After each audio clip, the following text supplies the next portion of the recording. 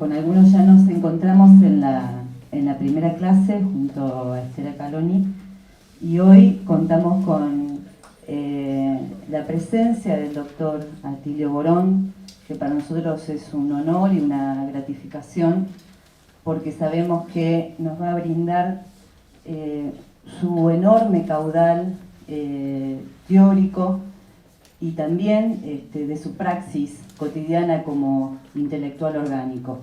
Y que, como dijimos en la clase anterior, para nosotros es fundamental este proceso del seminario que hemos abierto para poder construir colectivamente las herramientas teóricas que nos ayuden desde los distintos lugares que asumimos como profesionales, como intelectuales, como militantes, un acervo teórico que nos permita acercarnos cada vez más de una manera más eficaz hacia los objetivos que aspiramos quienes creemos en una sociedad más humana y más justa. Y es desde ahí, desde esa batalla de ideas, que nosotros pensamos este seminario, y además lo pensamos junto con la Facultad de Filosofías y Humanidades de Córdoba y con el CEFMA, que quiero aclarar de que Atilio cumple un rol fundamental en el CEFMA nacionalmente, porque además ha sido parte de su idea principal, digamos, ¿no? Uno de los principales fundadores del CEFMA es Atilio Borón, que nos viene trasladando esta idea permanentemente de construir espacios de reflexión y de construcción colectiva, teórica, crítica, de los procesos políticos que hoy atraviesan América Latina y el mundo, y además la necesidad de formarnos en ese sentido. Y en esto quiero destacar cuál es el rol, en mi caso lo voy a plantear desde una perspectiva política, el rol desde el intelectual orgánico que asume Atilio en este proceso de América Latina. Hoy lo podemos destacar como uno de los principales intelectuales de América Latina que asume una visión crítica.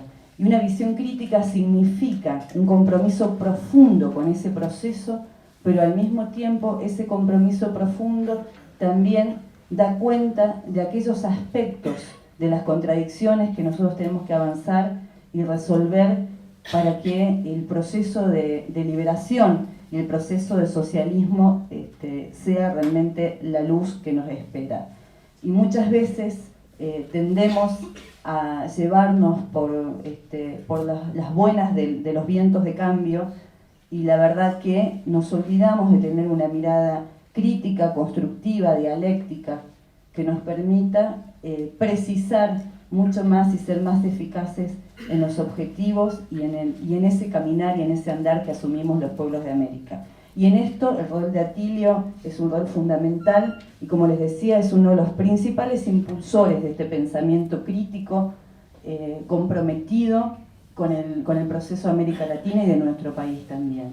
Y por supuesto también en lo cotidiano, que asume la tarea de construir estos espacios colectivos junto a jóvenes, junto a intelectuales, junto a estudiantes, junto a militantes, para ir construyendo esa herramienta teórica que nos permita entonces contar con ese acervo que nos abra camino, porque necesitamos en lo cotidiano poder reflexionar sobre nuestra propia práctica, los distintos lugares que nos toque. Y este es el aporte que queremos hacer desde el CEFMA y que también en esto compartimos con la facultad y por supuesto desde el Partido Comunista, porque los comunistas siempre asumimos en lo cotidiano esta tarea que nos encomendó Fidel de la batalla de ideas. Ahora los dejo con Atilio. Muchas gracias.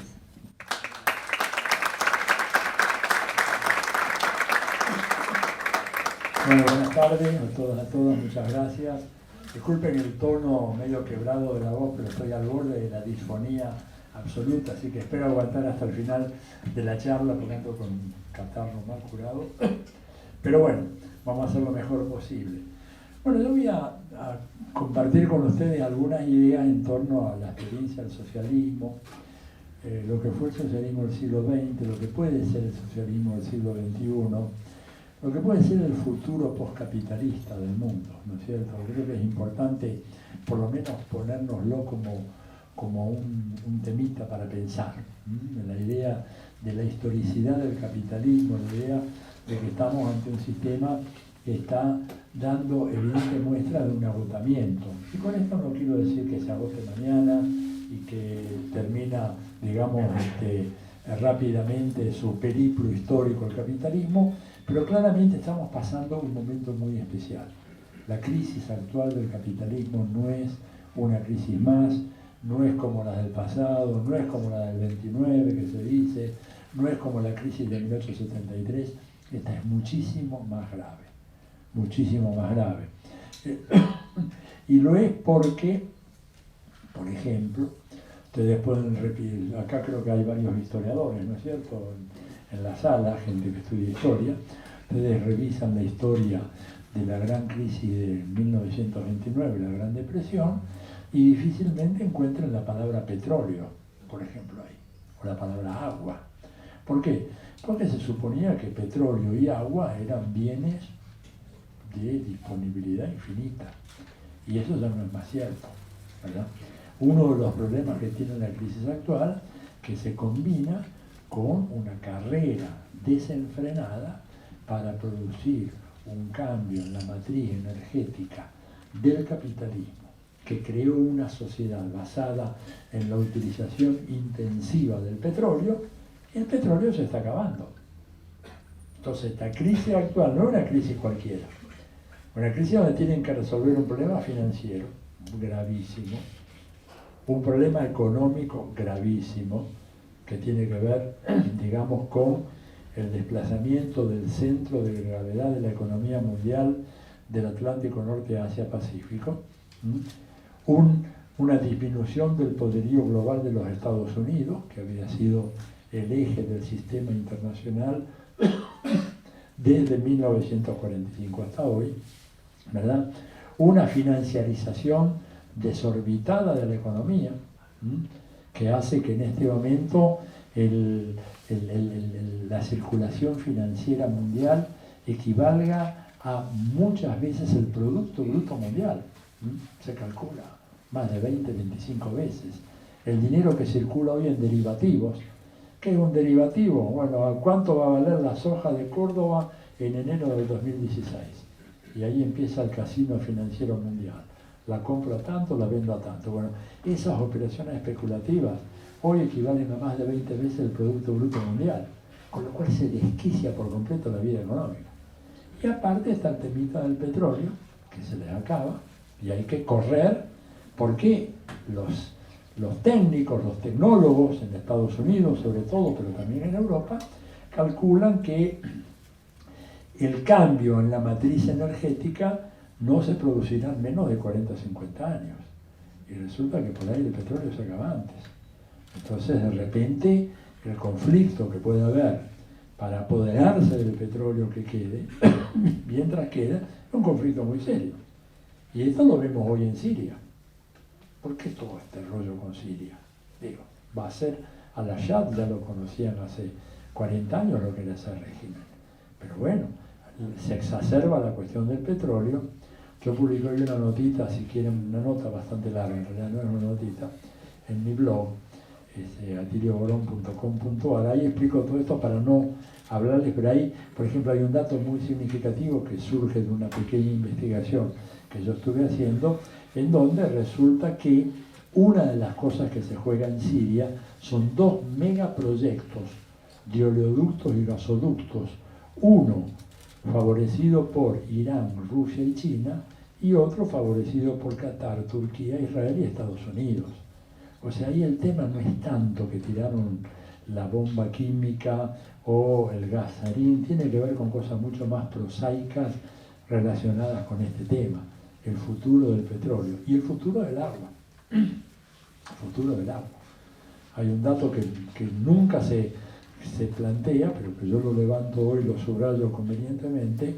Ustedes saben que el 67% del agua que dispone el Estado de Israel proviene de dos territorios conquistados en la guerra del 67, las alturas del Golán de Siria y Cisjordania de los palestinos.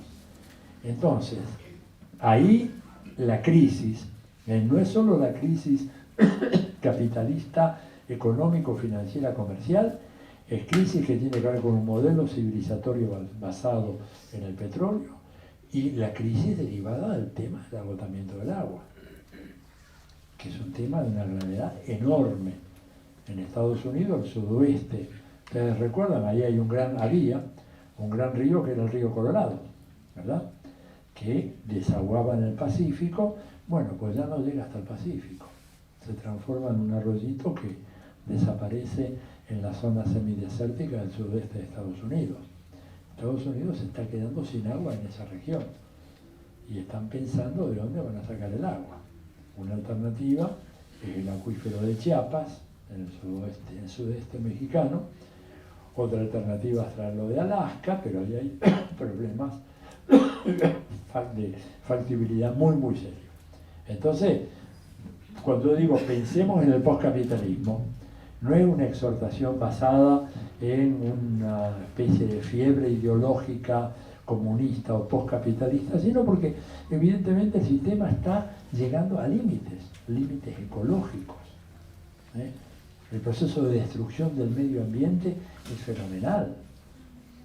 Al Gore, que nadie puede acusarlo de ser un marxista, ustedes seguramente vieron ese video, ¿no es cierto? Verdades molestas, creo que se llama la traducción al español. Es un video impecable. El único problema que tiene al final es que dice: los hombres destruyeron el medio ambiente, tendrán que restaurarlo. No fueron los hombres, fue el capitalismo.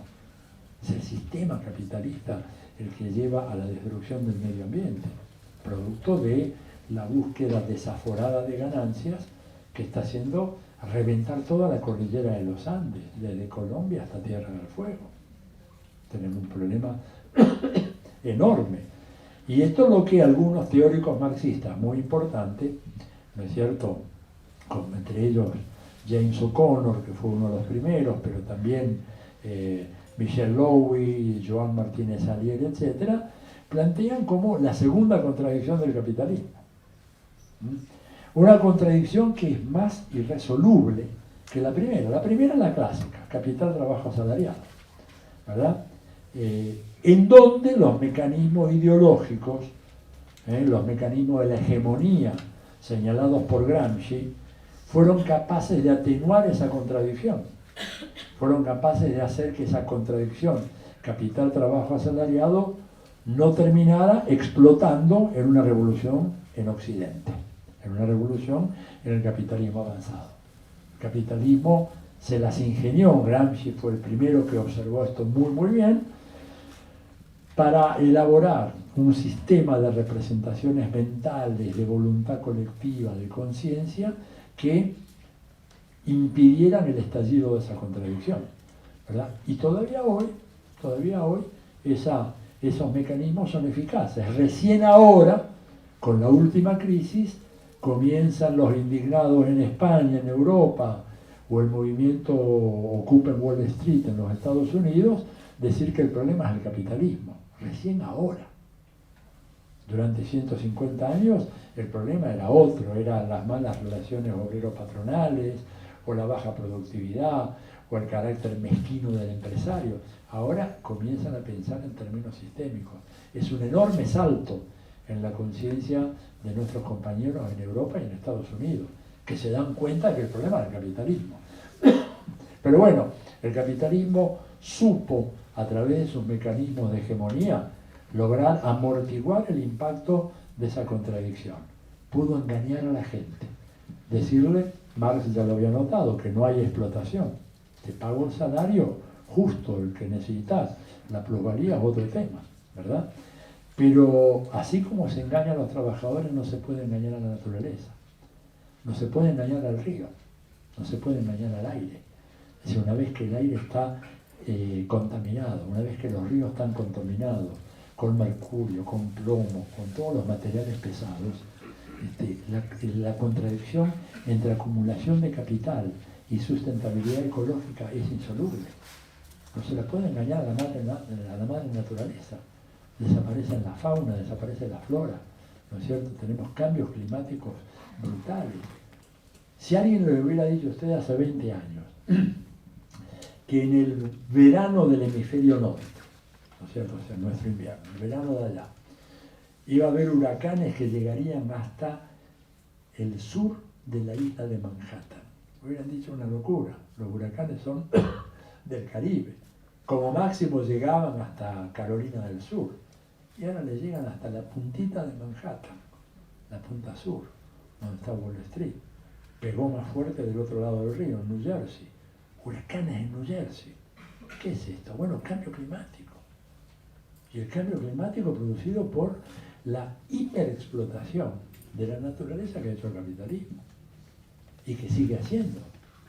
Acá tenemos un gran debate ahora en la Argentina, o mejor dicho, ojalá que tuviéramos un gran debate en torno al famoso tema del fracking, ¿no? O sea, la fractura hidráulica y vaca muerta, que es un tema pesadísimo, ¿verdad? Que no se está discutiendo. Pero digamos, como eso, tantas otras cosas. Y hay avances tecnológicos impresionantes para ver de qué manera se maneja el cambio climático. Ustedes saben que hay toda una tecnología que están desarrollando para orientar el curso de los huracanes. Y hay patentes sobre esa tecnología. Y uno de los que tiene un buen número de patentes sobre el tema del control de huracanes se llama Bill Gates, que no tiene un pelo de tonto, sabe lo que hace ese hombre, su fundación sabe, su banco de inversión sabe dónde invertir el dinero. Están viendo la manera de reorientar los huracanes, sacarlos de que no lleguen hasta allá. ¿Y a dónde los van a meter? Cuba es candidata número 1. Ya en el 2008, todo este tema de la orientación de los huracanes, a mí se me vino a la cabeza a partir de un viaje que hice a Cuba, en donde me contaron que en el 2008, por primera vez en la historia registrada de los huracanes de Cuba, había habido 3 huracanes que cruzaron la isla de lado a lado. Dice, normalmente entraban por Santiago, daban la vuelta, algunos se metían en la zona tal vez de La Matanza o de Cienfuegos, pero esta vez los 3 partieron la isla en pedazos, en el año 2008. Una destrucción nunca vista. Digo, uno no sabe si eso ya está operando, pero es muy probable que ya esté operando y que tiene que ver con esta crisis grave climática en donde los capitalistas van a hacer lo que hacen como siempre, socializar las pérdidas, socializar las desgracias. Si el huracán es inexorable, bueno, trataremos que pase por Cuba o que pase por Haití o por algún otro país, pero que no llegue donde nosotros.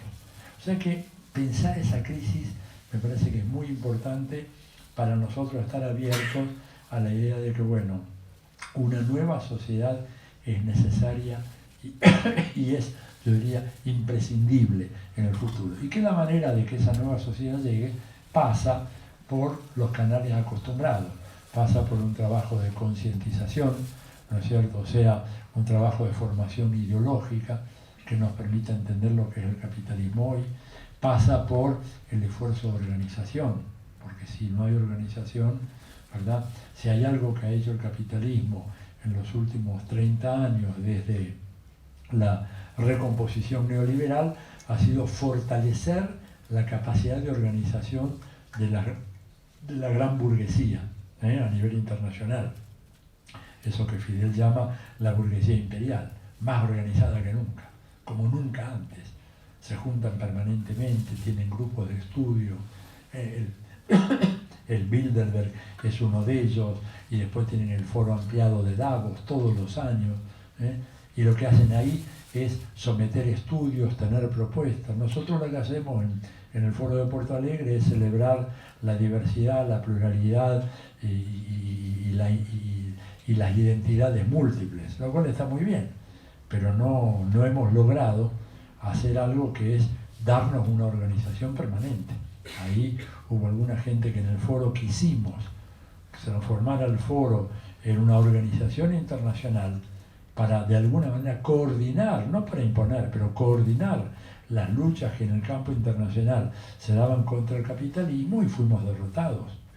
En realidad hubo un consejo internacional, dijo que la misión del foro no era organizar nada ni coordinar nada, que eso era responsabilidad de los países, ¿no es cierto? Entonces estamos luchando contra Nestlé, que está en 140 países, y luchamos individualmente, de repente en Uruguay, de repente en Angola, de repente en Chad, en África, en 2 o 3 países, y nos estamos dando una lucha fuerte. Lo mismo contra Monsanto.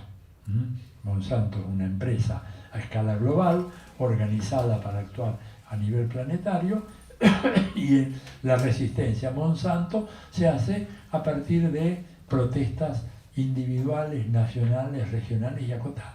Y por eso ganan siempre, ¿verdad? Pero bueno, este es parte del retraso de la izquierda. Se dice, cuando uno hace esta propuesta, bueno, pero aquello que se proponía para el Foro Social Mundial era como volver a la época de la Tercera Internacional y el estalinismo y dos macanas, digamos. Es adecuarnos a los nuevos formatos organizacionales, ¿no es cierto?, que existen hoy en el mundo y que le dan a la burguesía ese poder fenomenal que tiene como para regir, digamos, el destino de la humanidad ante protestas aisladas, dispersas, separadas, que por lo tanto no tienen mucha eficacia. Y ellos siguen avanzando. Bueno, por eso digo, pensar el horizonte postcapitalista es fundamental como actitud mental. Ahora bien, ¿qué pasó con el socialismo del siglo XXI? No voy a hacer un balance, imagínense, ¿verdad?, de todo, pero sí decir algunas cosas. Hay algo que quiero marcar, por lo menos, y es salir a discutir algunas tesis que yo veo y que gozan de bastante popularidad, que hablan de que, bueno, el socialismo del siglo XX fue un fracaso, ¿verdad? Así, de manera lisa y llana, se desacreditan todas las experiencias, se dice, aquello fracasó. Y yo creo que esto es un juicio temerario que tiene que ser realmente repensado y sometido a un examen muy cuidadoso. Yo creo, en primer lugar, que antes que hablar de un fracaso de los socialismos del siglo XX, conviene hablar de una derrota, ¿verdad? Son dos cosas completamente diferentes. Tomemos un caso muy cercano a nosotros. Hoy se cumplen justo hoy, 43 años del triunfo electoral de Salvador Allende, 4 de septiembre de 1970. Lanzó un proyecto de transición socialista realmente impresionante. Recuperación de las riquezas básicas de Chile, fundamentalmente el cobre. Don Salvador Allende decía, el cobre es el sueldo de Chile, lo vamos a recuperar, lo recuperó. Nacionalizó varios de los más grandes monopolios internacionales que estaban en Chile. Hizo un avance enorme en materia de reforma agraria. Nacionalizó la banca, ¿verdad? Se plantó claramente en contra del imperialismo. Y el imperialismo lo aplastó. No podemos decir que fue un fracaso lo de él. Lo que sí debemos decir es que fue derrotado. Que la correlación internacional de fuerzas no le permitió sostener en la América Latina de los años 70, con Estados Unidos volviendo a apoderarse férreamente de la región, no pudo Salvador Allende llevar adelante exitosamente un proyecto de transición socialista. Pero no fue un fracaso, fue una derrota, ¿verdad? Creo que es importante tener esto en cuenta. Y uno podría extender este razonamiento y preguntarse hasta qué punto la propia experiencia soviética fue una experiencia fracasada, ¿verdad? Ahí el balance puede ser más complicado por la enorme gravitación que tuvo la Unión Soviética, pero yo diría un par de puntos. Cuando estalla la revolución, en 1917, Rusia era el país más atrasado de Europa, con fenomenales niveles de analfabetismo, con un atraso cultural impresionante, dominado por la ignorancia, la superstición, el mito, la religión. 40 años más tarde, la Unión Soviética fue decisiva en la derrota del fascismo, más decisiva que lo que fueron los aliados occidentales, no nos equivoquemos en eso. El frente occidental no hubiera acabado con Hitler de no haber sido por el heroico combate que llevaron a cabo los soviéticos, pagando un precio gigantesco, 18 millones de muertos costó la Unión Soviética contener y derrotar a Hitler, ¿verdad? Y luego de eso pasan a la delantera en la carrera espacial y avanzan en la conquista del espacio, lanzando los primeros satélites no tripulados y tripulados a partir de 1957. Y reconstruyen el país y garantizan un nivel de servicios sociales, asistenciales, médicos, educativos, de calidad razonablemente buena para una población de 200 millones de habitantes. Yo creo que es una enorme injusticia decir que eso fue un fracaso. Más allá de que podemos y debemos hacer una discusión sobre lo que fue el fenómeno del estalinismo, como una deformación, sin ninguna duda. No voy yo a soslayar esa discusión, pero vamos a mirar los grandes resultados, ¿no es cierto? Y lo que eso significó, digamos, para nosotros, en América Latina y en el tercer mundo, y para Europa, porque creo que es también de estricta justicia reconocer que si en Europa, después de la Segunda Guerra Mundial, se instaura el famoso estado de bienestar, el estado keynesiano, el welfare state, llámenle como quieran, es porque estaba el peligro del contagio soviético ahí. Si la Unión Soviética no hubiera estado, la reacción de la burguesía europea después de la Segunda Guerra Mundial es la misma que tenemos hoy. Sería la misma que tenemos hoy con Grecia. Paguen y paguen y paguen y desángrense y muéranse. Y reducimos servicios sociales, recortamos salarios, cerramos escuelas, cerramos hospitales, reducimos las jubilaciones, lo que está pasando hoy en Europa, lo que está pasando en España, lo que está pasando en Grecia, en Chipre, lo que pasa en Portugal, lo que está pasando en Italia, en un poco menor medida en Francia y en Alemania. No se vayan a creer que la burguesía europea admitió la construcción del estado de bienestar porque se había convertido a las ideas del humanismo, el igualitarismo, la justicia social. Lo hicieron porque tenían miedo del contagio soviético. Y si en América Latina Estados Unidos tuvo que tolerar la emergencia de regímenes populistas, peronismo en la Argentina, el varguismo en Brasil, Ibáñez del Campo en Chile y otros gobiernos, ¿no es cierto?, los mismos gobiernos del PRI en México, fue porque había una correlación mundial de fuerza que interponía, ¿no es cierto?, límites a la posibilidad de sujeción que el imperialismo norteamericano quería ejercer sobre nuestros pueblos. Entonces hay que ser cuidadoso en el balance de la experiencia soviética, no arrojarla por la borda, como yo veo que muchas veces de una manera muy responsable se hace, y reconocer de que, bueno, hubo aciertos muy notables, que hubo procesos políticos que tienen un lado positivo y que no todo queda cancelado por la figura siniestra del estalinismo. Porque si no, digamos, estamos haciendo un balance, ¿no es cierto?, muy al voleo, que no nos permite discriminar. Ahora, ¿qué pasó con esa experiencia? ¿Cuál fue el problema? El problema fue el cambio fenomenal que se produce en el modo de producción capitalista con la tercera revolución tecnológica industrial, que tiene lugar a partir de mediados de los 50. ¿Asociada a qué cosa? A la microelectrónica, a la informática, a los transistores, a los semiconductores, a los procesadores, todo eso, que fueron cambios tecnológicos muy rápidos que un sistema tan rígido como la Unión Soviética no pudo absorber. Eso unido a la intensificación de la competencia militar, con un Estados Unidos ya en los años 80 lanzado en la Guerra de las Galaxias, forzando a la Unión Soviética a destinar una parte fenomenal de los recursos nacionales a montar una economía de guerra. ¿Por qué? Bueno, porque la lucha de clases se da no solamente en el terreno doméstico, también en el terreno internacional. Y Estados Unidos, a favor de esta revolución tecnológica y científica tan importante, presionando fuertemente a la Unión Soviética empezó a caerse en términos de productividad, capacidad de competencia, después desinversión en la economía civil, gastos crecientemente orientados hacia la defensa militar y finalmente se produjo una implosión. Un régimen que cayó, por supuesto, por estas razones, pero también por otro elemento muy importante que no puedo dejar de señalar, por el deficitario trabajo ideológico que tuvo lugar en la Unión Soviética en aquellos años. en donde no hubo una tarea de educación permanente en la población para hacerle comprender lo que era las tareas, las responsabilidades de la construcción del socialismo en un país. Y este es un gravísimo problema. Problema que de alguna manera se repite en China, que se repite en Vietnam, ¿no es cierto?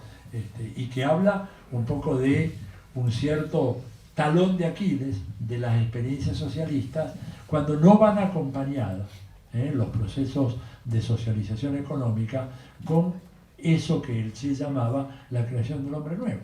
Claro que es muy difícil de decir, es muy fácil de decir, pero es muy difícil de hacer, porque esta creación del hombre y la mujer nuevos supone revertir un proceso de 500 años, que el Che lo decía muy claramente. O sea, el capitalismo viene formateando nuestra cabeza desde el siglo XVI. Y es muy difícil, ¿no es cierto?, en el contexto de estos procesos revolucionarios, de repente poder acceder a la creación de una nueva forma de humanidad y por lo tanto que sea capaz de resistir las presiones que el imperialismo ofrece como resistencia a estos procesos de transformación. Entonces digo, en el caso que estamos viendo los socialismos del siglo XX, tener cuidado con esos diagnósticos simplistas. ¿Se puede decir que ha habido un fracaso de la revolución en China? Digo, hay ciertos itinerarios que ha seguido China que realmente no son de mi agrado, es cierto. Pero un país que sacó, 600 millones de personas de la pobreza extrema, podemos decir alegremente que ha habido un fracaso ahí, aunque sea una fórmula muy heterodoxa, que no es nítidamente capitalista de todas maneras. Hay que tener cuidado con eso. China es un país muy grande y en China tenemos un sector de la población muy significativa que todavía tiene una muy débil vinculación con relaciones capitalistas de producción, ¿verdad? Podemos hablar de los 500 millones que están en el litoral, pero hay 800 y pico más, 820, 830 millones más que están en otro mundo, ¿verdad? En un proceso de cambio muy fuerte y que me parece que obligan a repensar el facilismo con el cual se dice, ¿no es cierto? Bueno, ya China se convirtió en capitalismo. Yo digo, un distinguido economista marxista que seguramente ustedes conocen, Samir Amin, niega terminantemente esa tesis. Dice que eso es una simplificación inaceptable de una realidad mucho más compleja. ¿Que hay capitalismo en China? Claro que hay capitalismo en China. Pero que hay otras cosas también, hay otras cosas también. Y que esas otras cosas también que hay son importantes y marcan una diferencia. Y marcan una diferencia muy fuerte, ¿verdad? Les pongo un solo ejemplo. Ninguna fábrica que se instale en China, absolutamente ninguna, pongamos la Volkswagen, la Ford, Chevrolet, Microsoft, lo que quiera, a ninguna de esas fábricas se les concede la propiedad de la tierra. O sea, esas fábricas se instalan y están ahí y de repente mañana viene un miembro del municipio local, viene un chinito que le dice al gigante de la Toyota, la Volkswagen, te tenés que ir porque en este lugar vamos a hacer un polideportivo. Y se tienen que ir. Se tienen que ir. Y pagan impuestos que son realmente muy significativos, que no los pagan en otros países en Europa o en Estados Unidos, menos en América Latina. Y hay un efecto derrame que ha sido muy, muy importante. Entonces, la pregunta, ¿podemos hablar así de fracaso de una experiencia socialista del siglo XX? En condiciones muy difíciles, que no fueron las condiciones que Marx había establecido para los procesos de transición socialista. Habría que pensarlo. Y otra cuestión más. Yo estuve allá hace ya unos años, tengo que volver a ir, pero el año próximo, y les hice una pregunta a varios funcionarios de bastante alto nivel. ¿Cuál es el diagnóstico de ustedes sobre el futuro de la relación entre China y los Estados Unidos? ¿Qué va a pasar con Estados Unidos y ustedes? ¿Qué creen que cuál puede ser la respuesta de Estados Unidos ante una China vigorosa y pujante? La respuesta que me dieron en todas partes, no solamente en el partido, sino en el Estado, fue de que nosotros estamos convencidos estamos convencidos de que el enfrentamiento militar con Estados Unidos es inevitable. Estados Unidos nunca va a aceptar una China poderosa y tenemos un solo recurso para tratar de alejar la perspectiva de ese enfrentamiento. ¿Cuál es? Les pregunté yo. Apoderarnos del estado del arte de la tecnología occidental. La única manera que tenemos es desarrollar una tecnología tan buena, tan eficiente, de tan alto nivel como la que tienen ellos. Si nosotros pensamos que nos vamos a defender con el ejército, sí, tenemos un ejército de tierra de 3, 4 millones de personas, ¿y qué hacemos con eso? Vienen con los drones, vienen con los misiles, digo. Pero otra cosa es una China tecnológicamente hiperdesarrollada. Y lo que estamos haciendo es mandando decenas de miles de estudiantes a los mejores centros de tecnología avanzada y de ingeniería de Estados Unidos, de Europa y de Japón. Todos ellos vuelven, no pasa lo que pasa con los estudiantes que manda América Latina o la Argentina al exterior, que más de la mitad nunca más vuelven. Allá los chinos tienen ciertos mecanismos de apriete, de coerción que hace que todos vuelvan. Y bueno, y hoy en día el nivel tecnológico de China es un nivel impresionante.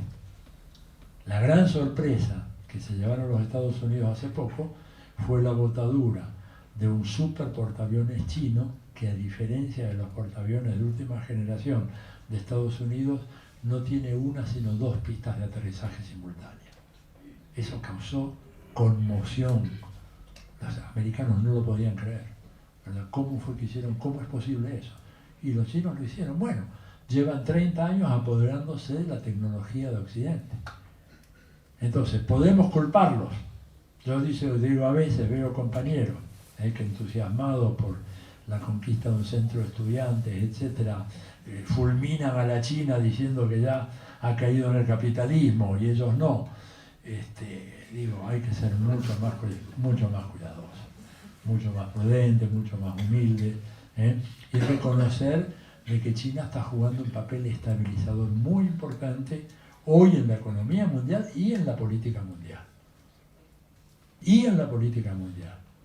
La ayuda que China le está dando a Cuba es impresionante, es mucho más de lo que se ve. Y esto tengo una fuente de primerísima mano que me lo confirmó. Es mucho más de lo que se ve.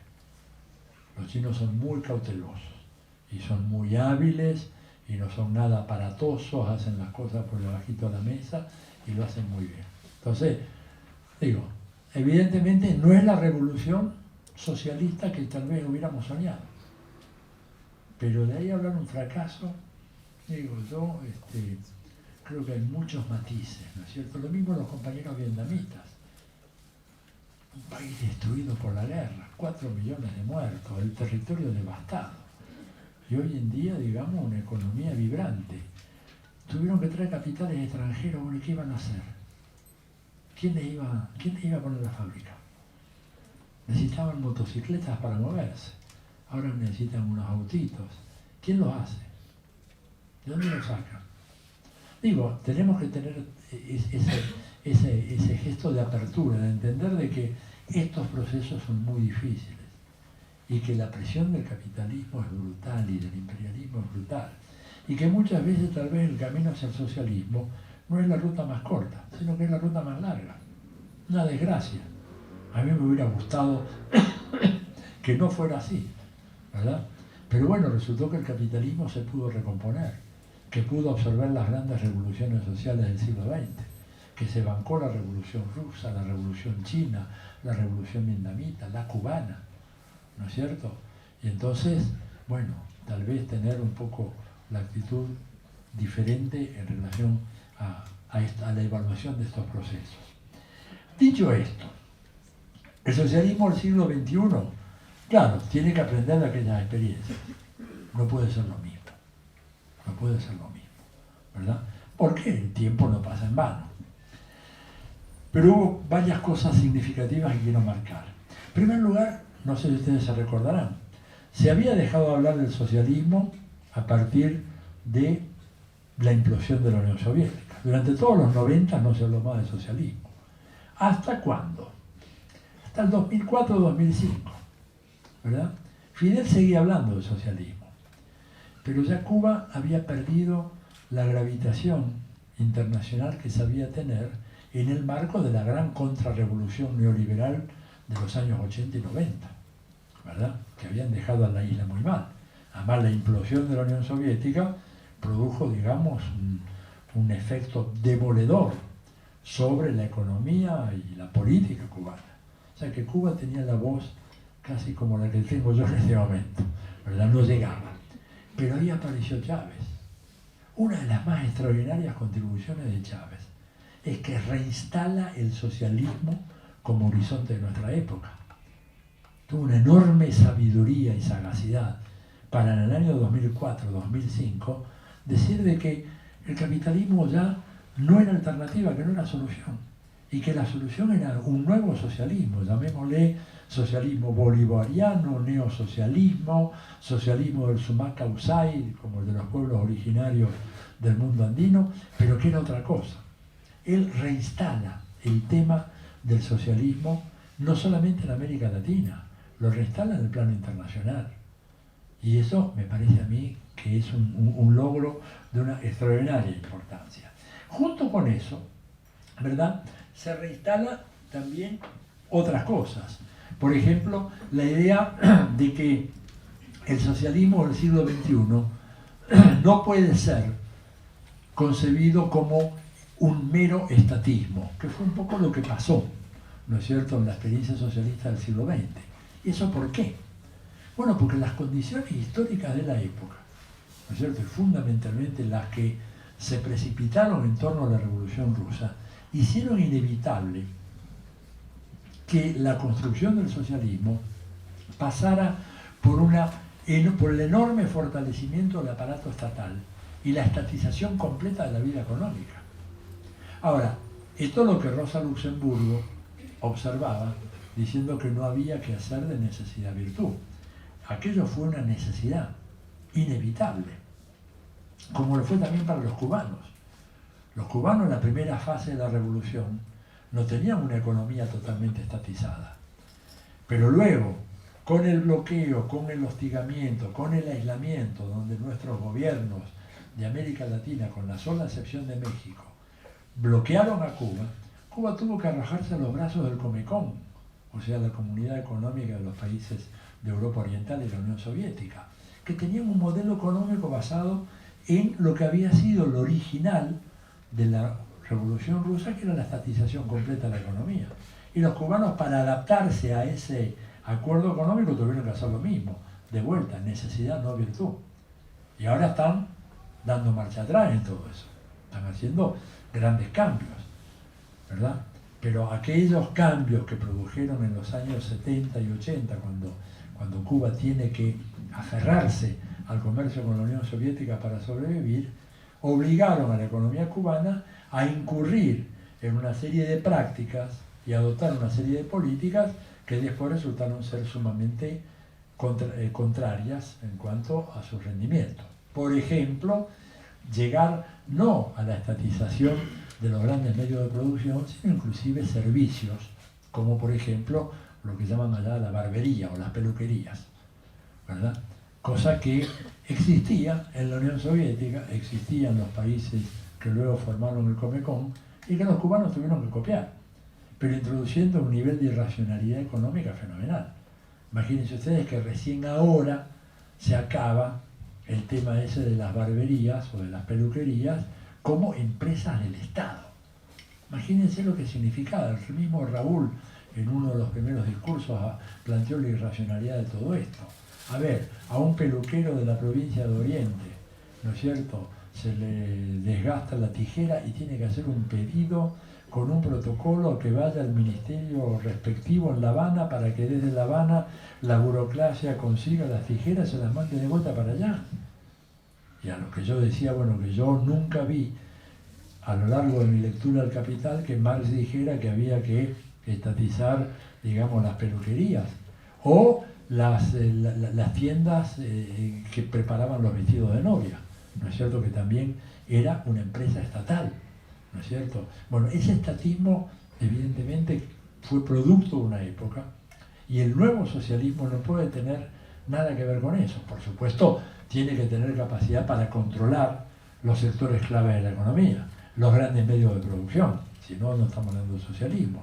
Pero haciendo una diferencia entre los grandes medios de producción en los sectores estratégicos más importantes y, digamos, algunas actividades de servicios que no tienen por qué estar en manos del Estado. ¿Por qué tiene que ser el señor que vende pizza ahí en el malecón, tiene que ser una empresa del Estado? ¿O por qué tienen que ser los plomeros, los que van a hacer las destapaciones, parte de una empresa estatal? Digamos, dejar que lo hagan solo, les cobran sus impuestos y listo. Bueno, entonces, un poco la idea de un socialismo no estatista es muy, muy importante, y esto a veces cuesta entender. El pobre Salvador Allende sufrió mucho por esto, ¿verdad? Porque en los años 70 en Chile, yo vivía en ese país en ese momento, había un sector ultra radicalizado que exigía avanzar en la estatización total de la economía.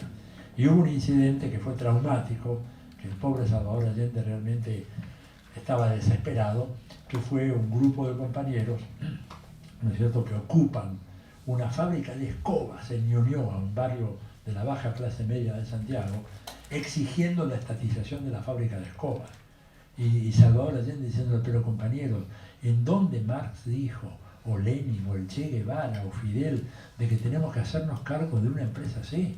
En todo caso, que quede en manos de los trabajadores, y el gobierno le da una ayuda a los trabajadores, pero no vamos a hacer que el aparato estatal asuma, ¿no es cierto?, la producción de escobas, porque estamos liquidados, tenemos el tema del cobre, tenemos la reforma agraria, tenemos los grandes bancos, digamos, ahí vamos a meter la mano, y ahí él hizo una política férrea de control estatal, pero no me distraiga, además porque necesito para eso crear una enorme burocracia para controlar la producción, los insumos de la fábrica de escobas, cómo se ve. Digo, es absurdo todo eso, ¿verdad? Yo digo, ¿está saldado ese debate todavía hoy?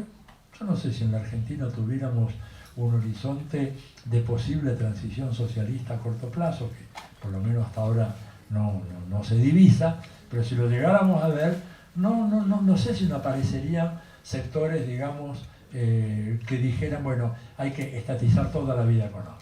Los kioscos, la heladería, digo, no sé. Claramente el socialismo del siglo XXI no es eso. La otra cosa es que, y esto también es muy claro, tuvo el socialismo del siglo XX ciertos rasgos que podríamos llamar, con mucho cuidado, porque la expresión es muy engañosa, ciertos rasgos populistas. ¿Qué quiere decir esto? Populismo definido ya no en el sentido de la clave, etcétera, sino como la idea de decir, bueno, la expectativa de que no sean las organizaciones populares, sino el gobierno quien resuelva los problemas de la gente, ¿verdad? Una dependencia fundamental que lleva, como se ha estudiado en el caso cubano, a un efecto paradojal. ¿Y cuál es el efecto paradojal? Que en Cuba es muy común, y esto lo ha denunciado Fidel y lo ha denunciado Raúl, no hay ninguna originalidad mía, gente que ante la propiedad pública dice, esto es del gobierno, esto no es mío, esto es del gobierno. Una escisión entre pueblo y Estado, cuando, digamos, el Estado no es sino el pueblo organizado en una revolución socialista.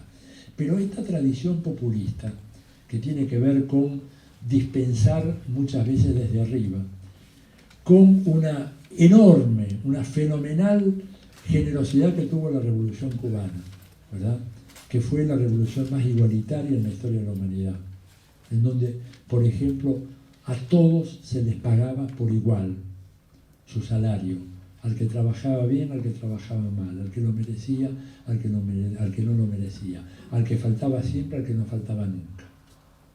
Un igualitarismo extremo, en contra de la idea de que era necesario y prudente establecer algunos pequeños incentivos y que no se podía abusar de esa generosidad porque el resultado no iba a ser una mayor identificación con la revolución, sino probablemente cultivar otras actitudes propias de los humanos en donde la ingratitud es lo que brilla, digamos, en estos casos.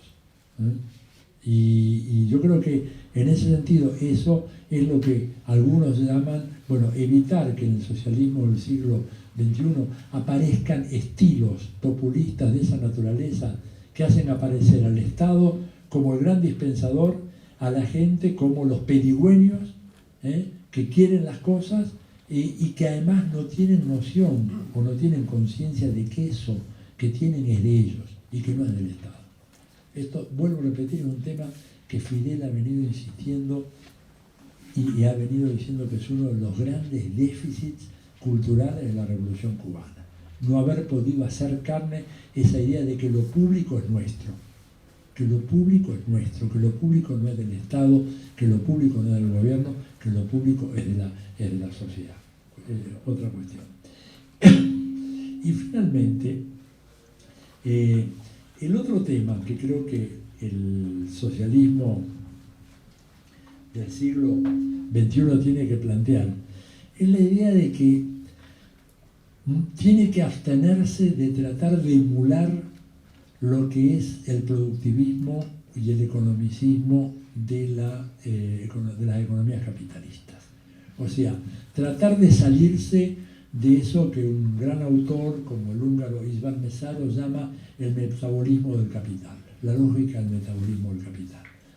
Mesaro lo que dice es que el metabolismo del capital puede existir en una sociedad capitalista, pero puede también desarrollarse en el seno de sociedades que no lo son, en donde la lógica del capitalismo, la lógica de la valorización, la lógica de la mercantilización puede llegar a tener un arraigo muy, muy profundo, ¿no es cierto? ¿So pretexto de qué? Bueno, so pretexto de alcanzar niveles de consumo propios del mundo desarrollado. Y ante esto lo que hay que decir es que esos niveles de consumo propios del mundo desarrollado, lamento decirles, son absolutamente inalcanzables. Es una pelea perdida de antemano. Les pongo un ejemplito numérico que está, bueno, en el libro, en el último libro mío, ahí está más desarrollado. Miren, en Estados Unidos el nivel de consumo de papel per cápita por año es de 270 kilos. O sea, cada ciudadano americano consume al final del año 270 kilos de papel. En los países del África subsahariana, el África negra, el nivel de consumo por persona por año es de 5 kilos de papel. Lo mismo que en Asia Meridional, en Bangladesh, en Pakistán, Afganistán, los tanes en general y gran parte de la India. ¿Podemos todos consumir 270 kilos de papel por año? No. Argentina, Brasil, México consumen entre 45 y 50. ¿Por qué es importante el consumo de papel? No tanto por lo que se habla de los periódicos, los libros, sobre todo por el tema de embalaje de productos industriales y fundamentalmente para garantizar la salubridad de los alimentos que se venden en los mercados. Entonces, el consumidor occidental norteamericano va a su supermercado y compra su comida perfectamente embalada con papel, papel de diferente tipo, que mantiene el frío, mantiene lo que sea, ¿no es cierto? Mientras que la señora que vive en Camerún, yo lo he visto con mis propios ojos, va a la calle, en una calle, digamos, donde la cloaca es a cielo abierto, no hay entubado de cloaca, estoy hablando del centro, ¿no es cierto?, del centro de Yaoundé, en Camerún, la capital, como hagan de cuenta que están, no sé, por el centro de Córdoba, y lo que hay son los desagües cloacales a cielo abierto, zanjas, y ella va y compra su medio pollito y se lo lleva así en la mano, temperatura media todo el año 35 o 40 grados, 80 grados de humedad, o sea, ella va transportada en una nube de moscas, bacterias, bichos de todo tipo, y después le da de comer eso a los chicos. Tasa de mortalidad infantil en Camerún, 80, 90 por cada 10.000 nacidos vivos. O sea, una tasa fenomenal contra 80, 90 por 1000 contra 6 por 1000 que hay en Cuba, para poner un ejemplo. ¿Verdad? Cuba resolvieron el tema, en Camerún no. Bueno, ¿podemos tener todos entonces los 270 kilos de papel que tiene Estados Unidos o los 250 que tiene Europa? No, no hay manera. Eso se acabó. Para que ellos puedan seguir teniendo esa cantidad de papel, se requiere que las 2/3 partes de la población mundial no tenga papel, o tenga muy poco. Hay un economista, ¿no es cierto?, Kenneth Boulding, americano, de los años 40,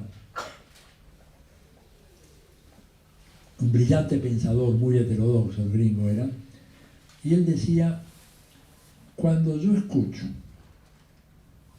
profesores que hablan de que es posible proponer un desarrollo infinito de los niveles de consumo y de producción en un planeta que tiene recursos finitos, esto puede ser solo una de estas dos cosas, o un loco o un profesor de economía. Solo a esas dos clases de gente se les puede ocurrir postular una teoría infinita del crecimiento de la economía sobre la base de recursos finitos. Él decía, ¿cuánto cobre hay en el planeta Tierra? No sé, 100. Bueno, ¿cuánto hierro hay? 200. ¿Cuánto petróleo? Tantos miles de millones de barriles. Bueno, cuando se acaba, no hay más crecimiento infinito. Las teorías del crecimiento tienen una enorme trampa, que es pensar de que van a estar ahí siempre los recursos necesarios para garantizar el aumento indefinido de los patrones de consumo. En cierto sentido, algunas experiencias socialistas del siglo XX pecaron de eso. Cuando Khrushchev va a los Estados Unidos y le dice a Nixon, vamos a tener tantas lavadoras, tantas heladeras, tantos secarropas como ustedes, se instala en una competencia que fue ruinosa. Había que pensar otra cosa. Eso no se puede hacer.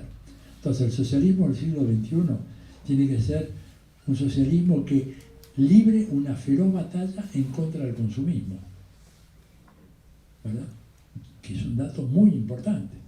Consumismo que, claro, lo que pasa es que se dice muy fácil, desde un aula universitaria, no hay ningún problema.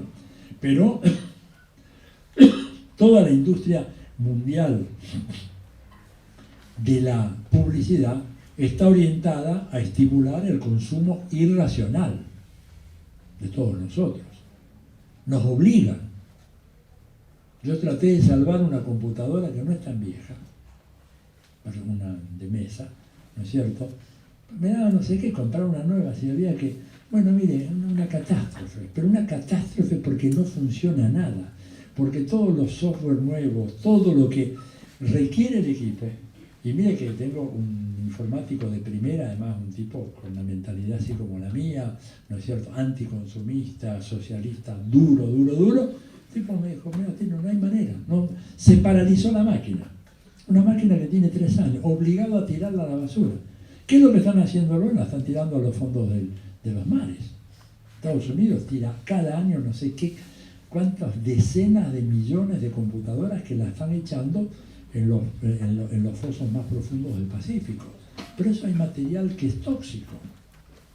Hay material tóxico ahí. ¿Se dan cuenta? Entonces no podemos seguir. Ahora, nos obligan a eso. Estamos obligados a eso. ¿Qué sé yo? Lo mismo, bueno, y aparte el tema de la moda, ¿no es cierto? El prestigio asociado a ciertos niveles de consumo.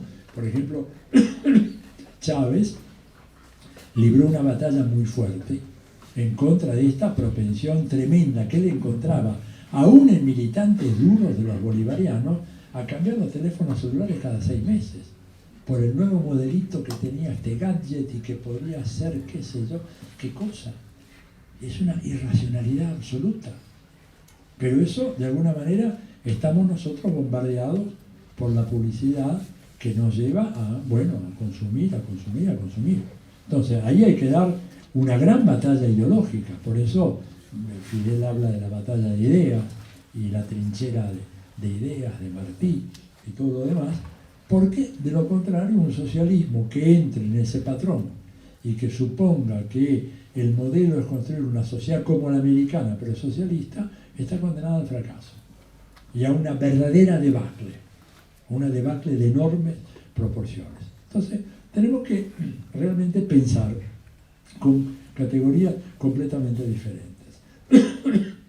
Por último, en el terreno económico, creo que la idea de una economía centralmente planificada, ¿no es cierto?, totalmente planificada, tampoco es concebible en el momento actual. Digamos, los cubanos se están retirando de eso. Y ya los vietnamitas, los chinos lo hicieron. Se dan cuenta que es imposible. ¿Por qué? Por la complejidad que ha adquirido el proceso productivo en el mundo contemporáneo, que ya no es el que existía hace 40, 50 años atrás. Henry Ford podía vanagloriarse de decir, estoy yéndome más atrás, ¿no? Estoy yendo casi un siglo atrás. Ustedes saben que él fue el gran inventor de la línea de montaje, todo aquello. Y él sacaba los autos, todos iguales, todos pintados de negro. Y decía, el cliente puede elegir cualquier color, con tal que sea negro. ¿Se dan cuenta? Tienen libertad para elegir cualquier color con tal de que sea negro. ¿Por qué? Porque no voy a hacer uno azul, uno blanco, uno verde. Bueno, hoy en día lo que marca la producción capitalista es la identificación, la fragmentación del mercado, porque tengo que hacer este auto para, en el caso de Estados Unidos, para los chicanos, este auto para los negros, este auto para los tipos de la costa este otro auto de diferente modelo para los del oeste, de California, porque les gusta autos descapotados, porque tienen otro clima. O sea, lo que prima es la especialización productiva. Y eso en celulares, en computadoras, en máquinas fotográficas, en lo que ustedes quieran. Por lo tanto, la idea de una planificación ultra centralizada, como se podía hacer en la Unión Soviética, es inviable en el momento actual. Va a generar una enorme insatisfacción de parte de los consumidores. Pero claro, todo esto supone un trabajo ideológico muy serio, de explicar 1, 100, 1000 veces, 10.000 veces de qué se trata esta historia, ¿no es cierto? Y la historia es de construir una sociedad racional. El socialismo es la forma racional de organizar la vida social, pero nosotros estamos acostumbrados, nos han acostumbrado a organizarnos de otra manera. Políticamente, esto plantea dos temas con los cuales quería cerrar para tener un intercambio de opiniones con ustedes. Dos cuestiones. Primero, los agentes históricos del socialismo. En el pensamiento marxista clásico, el agente histórico era la clase obrera, ¿verdad? Hoy en día, ¿verdad?, lo que tenemos es una pluralidad de sujetos históricos del socialismo. Por supuesto, la clase obrera sigue teniendo importancia, pero ya no es la clase obrera de antes. Hoy en día tenemos una gran paradoja, en lo que podemos llamar proletariado, es decir, gente que tiene que vender su fuerza de trabajo, ¿no es cierto?, a los efectos de poder ganar su sustento. Está compuesto por un abanico de actores sociales y de sujetos sociales sumamente diferenciados, que incluye a muchos sectores que en el pasado eran considerados pequeña burguesía y que hoy en día son asalariados que están subsumidos en la relación salarial del capital. O sea que paradojalmente, como dice François Outard, un sociólogo belga, teólogo de la liberación, también él, hoy el mundo presenta la paradoja de que hay muchos más proletarios que nunca antes. La clase obrera mundial hoy abarca, según Outard, 3.000 millones de personas. Un ejército fenomenal proletario, pero es un ejército enormemente diferenciado, que incluye empleados, que incluye trabajadores manuales, que incluye técnicos, que incluye profesores, que incluye desocupados permanentes, que incluye marginales irrecuperables por el mercado, es decir, explotados de 1000 maneras, directo e indirectamente por el capital.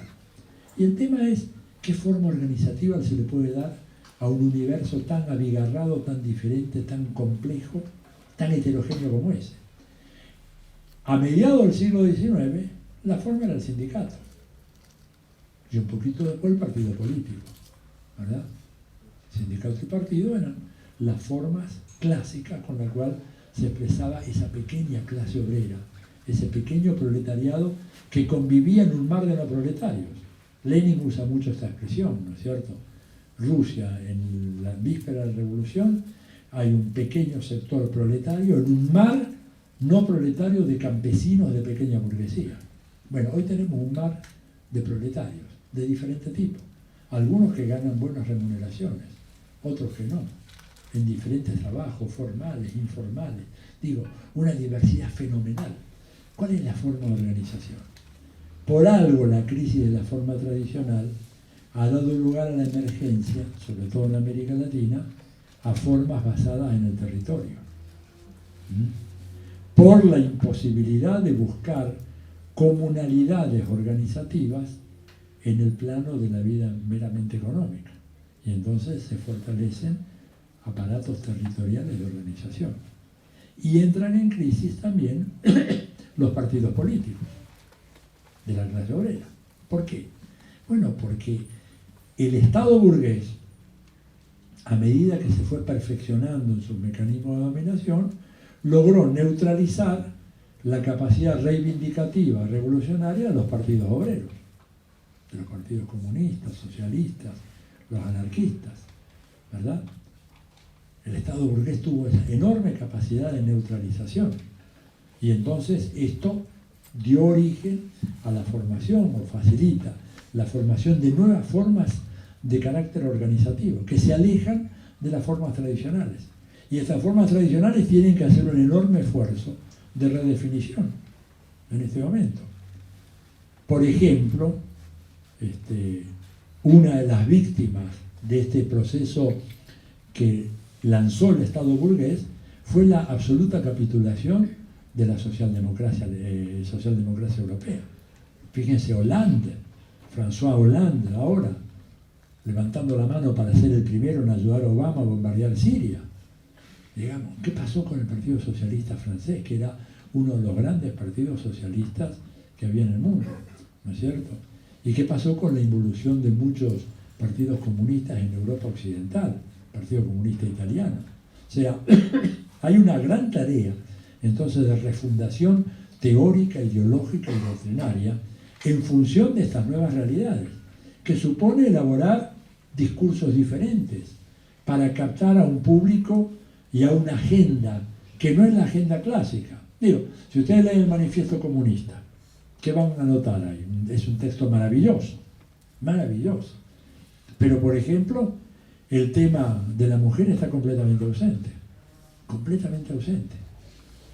El tema del ecologismo completamente ausente. El tema del nacionalismo completamente ausente. El tema de los pueblos originarios completamente ausente. Entonces, el comunismo hoy no se puede reconstituir haciendo caso omiso de la emergencia de estos nuevos sectores que surgen en este gran universo proletario, pero que tienen identidades definidas y muy propias, y para las cuales hay que tener política. No es fácil tener política para esos sectores. Cuesta mucho trabajo, digamos, y hay que hacer un esfuerzo muy fuerte porque, bueno, la inercia ideológica tiende a subestimar, ¿no es cierto?, esos actores.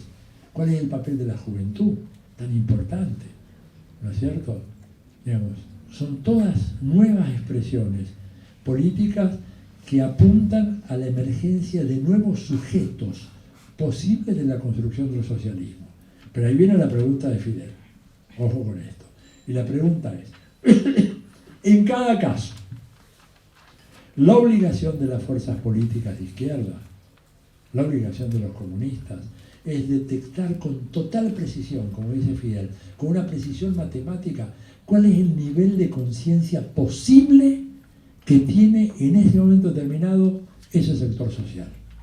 O sea, en otras palabras, es un sector social que ya está dispuesto a acompañarnos si decimos de que vamos a la lucha ya por la revolución socialista. O más bien tenemos que decirle que nos acompañe en un camino que diga, bueno, mire, vamos a avanzar en introducir algunas reformas de fondo, pero todavía no hablemos de revolución socialista. Fidel, por ejemplo, una de las cosas que observaba en su viaje a Chile, en el año 71, era que había una disonancia entre el discurso que emitían las fuerzas de la Unidad Popular, sobre todo el Partido Socialista, la izquierda cristiana, el MAPU, ¿no es cierto?, y la conciencia posible de la gente. Y él decía, tengo la impresión de que le están planteando a la sociedad chilena a tareas para las cuales no está preparada. Y eso él lo relacionaba, ¿no es cierto?, con su célebre discurso en el Moncada, en el juicio del Moncada, en La historia me absolverá, cuando él se refería a este tema, ahí empieza toda esta historia del nivel de conciencia posible, decía, ¿qué éramos nosotros en el Moncada? ¿Qué proponíamos? ¿Proponíamos el socialismo? No. Proponíamos la vuelta a la Constitución de 1940, una constitución democrática burguesa, liberal, pero que garantizaba ciertos derechos y libertades que eran imprescindibles para el posterior desarrollo del pensamiento y de la práctica socialista en Cuba. ¿Qué postulábamos? ¿La nacionalización de todos los latifundios? No, sobre todo los latifundios norteamericanos. Queríamos expropiar a la United Fruit. ¿Qué postulábamos? Bueno, nos íbamos a apropiar de la compañía de teléfono, pero íbamos a indemnizar todos, ¿no es cierto? ¿Y por qué hacíamos eso? Porque el pueblo cubano no nos hubiera acompañado. El pueblo cubano no estaba preparado para un programa tan radical como ese que queríamos nosotros.